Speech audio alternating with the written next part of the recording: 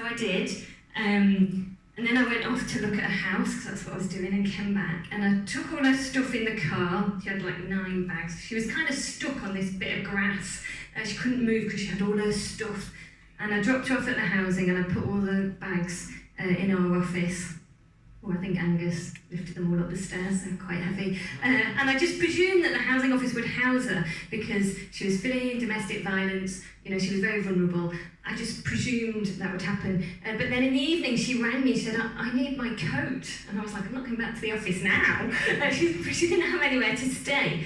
So then I met her and rang the housing and, you know, out of hours, and got a house for that night. And this scenario carried on. So the next day the housing office refused her again, and then Angus went in and tried to argue with them and say, no, this lady's really vulnerable. But they did. So in the end we thought, well, we can't leave her, we have to house her. So we've got a connection with some student accommodation, so we put her in there.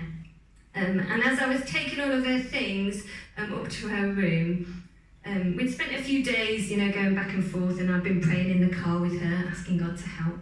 And then I dropped off her things, and I said, shall we pray? And she said, I'd like to follow your God.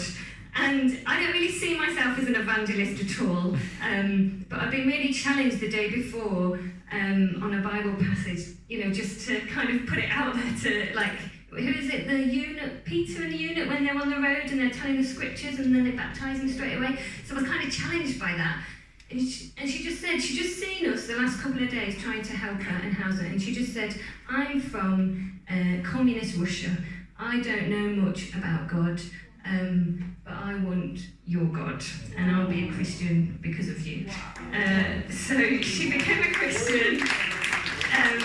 She's been coming to church. You know, her story is really terrible. Within like one day, she lost her husband, she lost her health because he beat her up, and she's still got a lot of health problems. She lost her job because she's too ill to work. You know, she lost a lot that night, and life isn't easy, but she comes to church every week. We look after her.